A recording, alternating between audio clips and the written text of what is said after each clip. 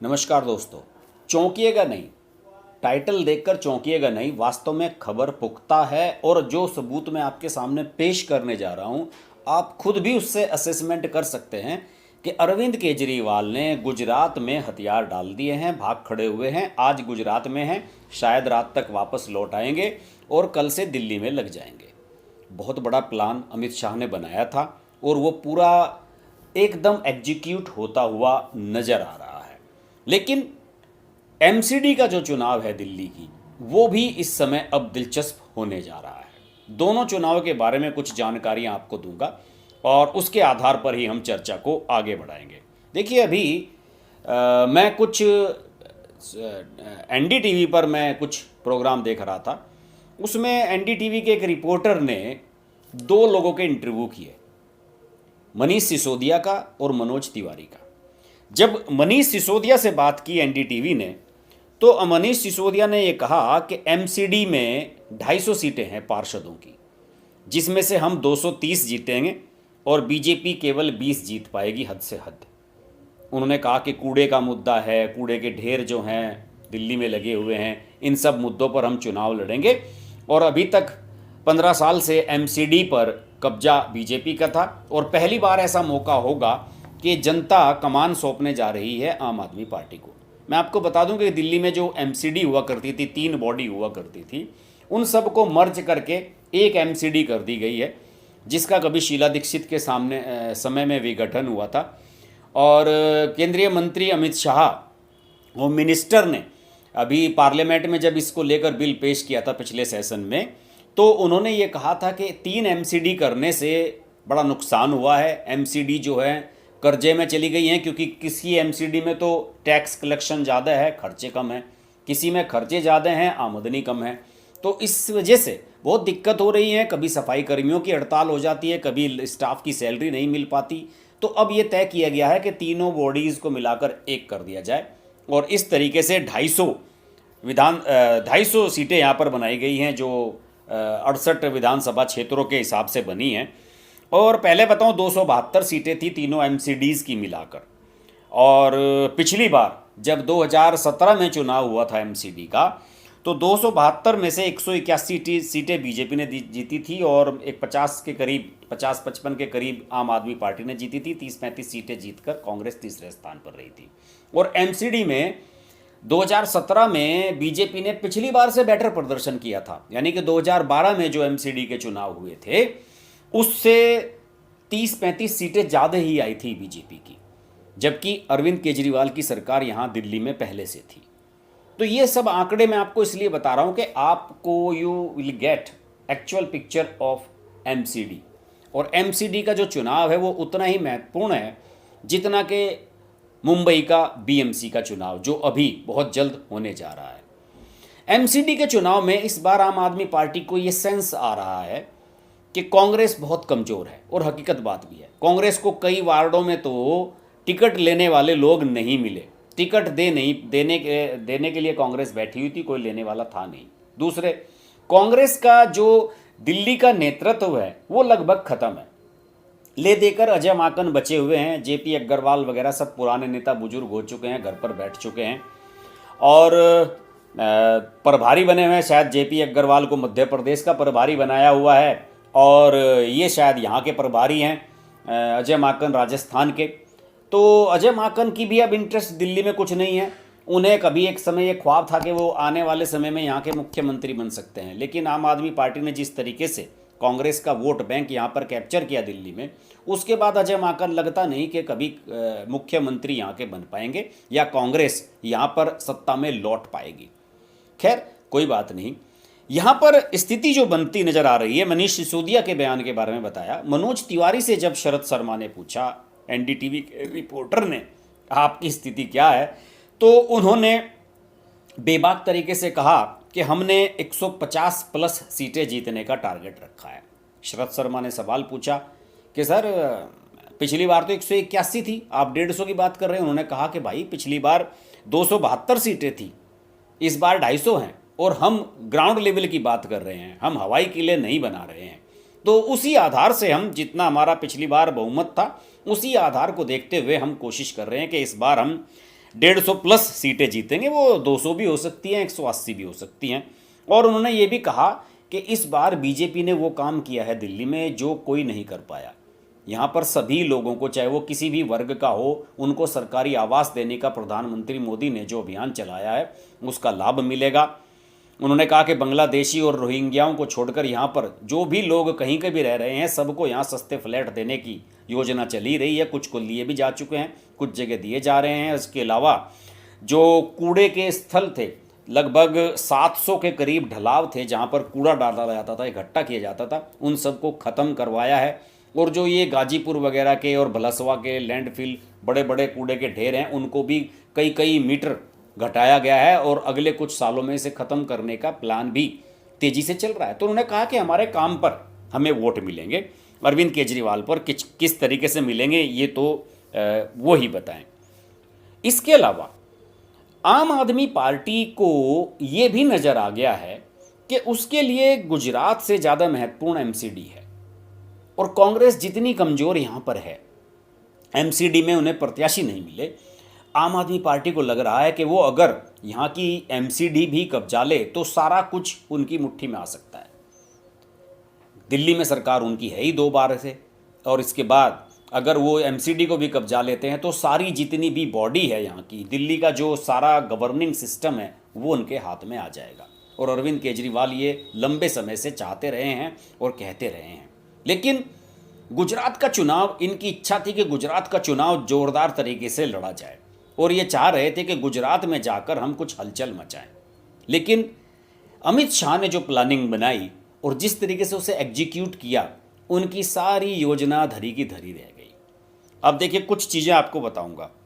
आज एमसीडी में नामांकन का आखिरी दिन था और जबकि कल रात तक, संडे की और सैटरडे की रात तक तीनों पार्टियों के प्रत्याशियों की लिस्ट जारी हो रही थी। नामांकन के लिए यहाँ पर समय बहुत कम दिया गया। बीजेपी ने अपनी तैयारी कर रखी थी और उसने कल रात तक अपने सारे प्रत्याशी डिक्लेयर कर दिए थे दिल्ली में, और उन्होंने कुछ प्रत्याशी आज सुबह चेंज किए हैं। सुनने में आया कि गौतम गंभीर ने कुछ प्रत्याशियों को चेंज कराया है और आज नामांकन का काम खत्म हो गया। ज़्यादातर नामांकन आज ही हुए हैं। और उधर गुजरात में भी नामांकन की तिथि नज़दीक आ रही है। जरा एक चीज़ गौर कीजिएगा, गुजरात में 2 चरणों में मतदान होगा, 1 और 5 दिसंबर को। दिल्ली में 4 दिसंबर को वोट पड़ेंगे, 1 और 5 दिसंबर के बीच में। गुजरात के नतीजे हिमाचल प्रदेश के चुनावों के साथ 8 दिसंबर को आएंगे और दिल्ली एमसीडी के नतीजे 7 दिसंबर को आएंगे। जरा तारीखों को देखिए किस तरीके से बनाया गया है, किस तरीके से उनको प्लान किया गया है। और गुजरात के चुनावों का ऐलान पहले हुआ और दिल्ली एमसीडी के चुनावों का ऐलान बाद में हुआ। जरा कड़ियाँ देखिए किस तरीके से जुड़ती हुई नजर आ रही। मैं बता रहा हूँ अमित शाह का प्लान क्या था। अमित शाह जानते थे अब से 3-4 महीने पहले आम आदमी पार्टी बड़ी स्ट्रॉन्ग नज़र आ रही थी गुजरात में। वहाँ के एक पत्रकार से मेरी बात हुई, उन्होंने बताया, गुजराती अखबार के पत्रकार हैं वो, उन्होंने ये बताया कि हर्ष भाई 3-4 महीने पहले तक आम आदमी पार्टी गुजरात में ऐसी स्थिति में नज़र आ रही थी कि शायद 25-30 सीटें यहाँ पर जीत लेगी और कांग्रेस कहीं पर नहीं रहेगी और टक्कर ऐसी हो जाएगी कि आम आदमी पार्टी और बीजेपी के बीच में टक्कर हो जाएगी। लेकिन परिस्थितियां बदली। जैसे ही एमसीडी के चुनाव डिक्लेयर हुए तो अरविंद केजरीवाल एंड पार्टी का ध्यान डाइवर्ट हो गया दिल्ली पर, और इसी वजह से उन्होंने यहाँ पर यह तय किया कि हम गुजरात में अपना सीएम फेस डिक्लेयर करते हैं, वो यहाँ पर चुनाव हैंडल कर लेगा। और ईसुदान गढ़वी जो बनाए गए हैं, पत्रकार रहे हैं, उनको डिक्लेयर कर दिया गया यहाँ पर एक लंबे ड्रामे के बाद, ऑनलाइन पोलिंग कराने के बाद, कि साहब ये हमारे सीएम फेस होंगे। ईसुदान गढ़वी के नाम डिक्लेयर होने के बाद हालात बिगड़े हैं। उन पत्रकार महोदय ने मुझे ये भी बताया कि लोगों में नाराज़गी थी। अगर अरविंद केजरीवाल ने गुजरात में सीएम फेस डिक्लेयर ना किया होता तो शायद आम आदमी पार्टी टक्कर देती हुई नज़र आती और कुछ सीटों पर अपनी पोजीशन अच्छी बना सकती थी। लेकिन जैसे ही ईसुदान का नाम डिक्लेयर हुआ वैसे ही सब लोगों को लग गया कि अरे भैया ये पार्टी तो गई, क्योंकि ईसुदान गढ़वी खुद ही विवादित पर्सनैलिटी हैं। कभी शराब पीने का, महिलाओं के साथ बदतमीजी करने के आरोप इन पर लग चुके हैं। एक तरह से डेंटेड, जिसे कहते हैं दागी कैंडिडेट है। तो वहाँ पर इनका दांव उल्टा पड़ गया। अरविंद केजरीवाल की प्लान ये थी कि हम और मनीष सिसोदिया दोनों लोग मिलकर फोकस कर लेंगे दिल्ली के चुनाव पर, और भगवंत मान को लगा देते हैं गुजरात के चुनाव पर। अभी कुछ दिन पहले तक तो भगवंत मान और केजरीवाल दोनों गुजरात में घूम रहे थे, लेकिन जब उन्हें लगा कि अगर हम गुजरात के चक्कर में पड़े तो पता लगा कि हाथ से निकल जाएगी एमसीडी भी, और एमसीडी में उन्हें अपने चांस इस बार बढ़िया नजर आ रहे हैं। कुछ लोगों का कहना है कि इस बार एमसीडी में हो सकता है कि आम आदमी पार्टी का दबदबा हो और बीजेपी दूसरे नंबर पर खिसक जाए। कुछ लोगों की ओपिनियन है इस बारे में, कुछ सर्वेज भी इस तरह के आए हैं। दूसरे, ये प्लानिंग देखिए जरा आप, अगर ऐसा होता है कि आम आदमी पार्टी एमसीडी को जीतती है तो 7 तारीख को मतगणना हो जाएगी एमसीडी की, और 7 तारीख को जब एमसीडी की मतगणना हो जाएगी और उसमें आम आदमी पार्टी जीतेगी, ढोल नगाड़े बजेंगे, और उससे अगले दिन 8 तारीख को आ जाएंगे गुजरात और हिमाचल प्रदेश के नतीजे, जहां पर बीजेपी का जीतना लगभग तय माना जा रहा है। तो इस तरीके से जो एमसीडी का जश्न है वो सिर्फ एक दिन चलेगा, एक रात चलेगा, और सुबह से फिर बीजेपी टेलीविज़न पर और मीडिया में चलनी शुरू हो जाएगी। एक आकलन देखिए आप किस तरीके से, ये योजना किस तरीके से बनी है।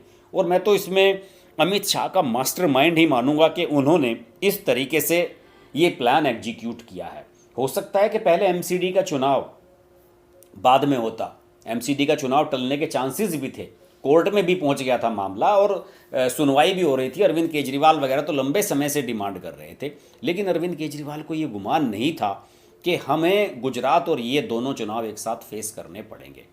मैं अभी खबर पढ़ रहा था, वहाँ पर गुजरात के अखबार ने खबर छापी है कि आम आदमी पार्टी के 4 स्टार प्रचारक हैं वहाँ पर। 4 स्टार प्रचारकों में एक तो ईशुदान गढ़वी हैं जो सीएम कैंडिडेट हैं, वो खंभालिया से चुनाव लड़ रहे हैं। दूसरा बड़ा नाम है उनके आम आदमी पार्टी के प्रदेश अध्यक्ष गोपाल इटालिया, वो सूरत की कतारगाम सीट से चुनाव लड़ रहे हैं। इसके अलावा अल्पेश कथीरिया और मनोज सोरठिया ये भी चुनाव लड़ रहे हैं और इन्हें स्टार प्रचारक बनाया गया है। तो उनका ये मानना है कि यार जब स्टार प्रचारक खुद ही चुनाव लड़ रहे हैं तो वो दूसरों के लिए क्या प्रचार करेंगे। और जब आम आदमी पार्टी का फोकस गुजरात चुनाव से हटकर एमसीडी के चुनाव पर आ जाएगा तो अरविंद केजरीवाल, मनीष सिसोदिया सब लोग दिल्ली में लग जाएंगे, क्योंकि दिल्ली उनके लिए महत्वपूर्ण है। गुजरात में तो उन्हें सरकार तो बनने जा नहीं रही उनकी। तो ये सारे समीकरण ये बताते हैं कि किस तरीके से इस प्लान को एग्जीक्यूट किया गया है। और बिल्कुल सारी डेट मैंने आपको बताई हैं कि डेट किस तरीके से एक दूसरे के साथ क्लैश कर रही हैं। अब जैसे देखिए, एमसीडी के चुनाव में नामांकन की आखिरी तारीख आज थी, 14 नवंबर थी, और गुजरात में भी पहले फेज के नामांकन की तारीख आज ही थी 14 नवंबर, और दूसरे फेज का जो नामांकन है वो 17 नवंबर तक होगा। तो इतनी तारीखों का क्लैश करना, और ये सब कोई इत्तेफाक नहीं है, ये एक बड़ी प्लानिंग है जो अमित शाह ने बनाई है, और मुझे लगता है कि ये प्लानिंग उनकी कामयाब होती हुई नज़र आ रही है। दूसरी ओर आज सुबह कई सीटें बदली गई बीजेपी की, एमसीडी में कई टिकट चेंज किए गए हैं। अजय माकन का अब ध्यान नहीं है, कांग्रेस में कोई देखने वाला नहीं है, कांग्रेस साफ है। हालांकि बीजेपी ये चाह रही है कि कांग्रेस चुनाव स्ट्रांगली लड़े, क्योंकि अगर कांग्रेस कमज़ोर होगी तो कांग्रेस का वोट बैंक भी शिफ्ट हो जाएगा आम आदमी पार्टी की तरफ। तो अगर नेक टू नेक फाइट होगी, त्रिकोणीय मुकाबला नहीं होगा, तो बीजेपी को एमसीडी में नुकसान होगा।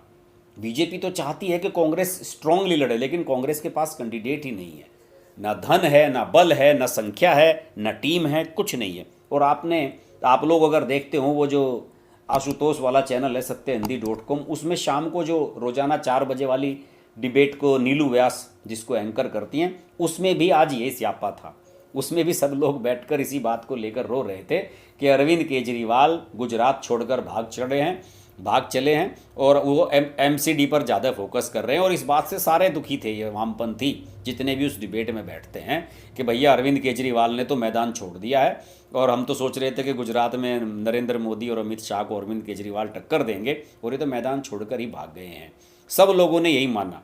उसमें एक पत्रकार हैं, वो अक्सर आते हैं, अनिल सिन्हा, वो तो साफ कह रहे थे कि अब तो कांग्रेस ही टक्कर लेगी वहाँ पर, अरविंद केजरीवाल के बस की नहीं है। उनका तो ये भी कहना था कि अरविंद केजरीवाल नेशनल लेवल पर जो मोदी के खिलाफ एक गठजोड़ बनाने की कोशिश की जा रही थी विपक्ष के द्वारा, उसमें भी अरविंद केजरीवाल अपनी कोई भूमिका नहीं बना सके। इसलिए उन्हें भी ये लग रहा है कि कांग्रेस ही दोबारा रिवाइव कर जाए तो बेकार है, वरना अरविंद केजरीवाल का कोई फ्यूचर है नहीं। यानी कि अब ये वामपंथी अरविंद केजरीवाल से भी निराश हो चुके हैं और फिर एक बार उम्मीद कर रहे हैं कि कांग्रेस ही भारत जोड़ो यात्रा के बाद उठ खड़ी हो और किसी तरीके से बीजेपी के सामने चैलेंज बन जाए। लेकिन अमित शाह का प्लान एग्जीक्यूट होता हुआ नज़र आ रहा है और उसे एग्जीक्यूट होने का जो क्रमबद्ध तरीका है वो इन तारीखों में छिपा हुआ है जो मैंने आपको पहले बताई। वीडियो काफ़ी लंबा हो गया लेकिन मज़ा आया होगा। अगर आपको ये वीडियो पसंद आया तो लाइक कीजिएगा। बहुत से लोग कमेंट करना चाह रहे होंगे, लेकिन आज का जो कमेंट है इसमें केवल जो मेरे चैनल के सदस्य हैं, मेंबरशिप जिन्होंने ली हुई है, वही इसमें कमेंट कर सकते हैं। ये सब लोग मेरे व्हाट्सएप ग्रुप का भी हिस्सा होते हैं। अगर आप सब मेरे व्हाट्सएप ग्रुप का हिस्सा बनना चाहते हैं, मेरे निजी व्हाट्सएप ग्रुप का, एक तो मेरे टीम का व्हाट्सएप ग्रुप है जो आपको कमेंट बॉक्स में दिख रहा होगा, जिसका नंबर मैं आपको दिखा देता हूँ, और दूसरा एक मेरा जो निजी व्हाट्सएप ग्रुप है उसके लिए आपको मेरे चैनल की मेंबरशिप लेनी होगी। देखिए ये हमारी टीम का व्हाट्सएप ग्रुप है। सुनील चौधरी जी को नमस्कार, गुड इवनिंग। ये हमारी टीम का व्हाट्सएप ग्रुप है।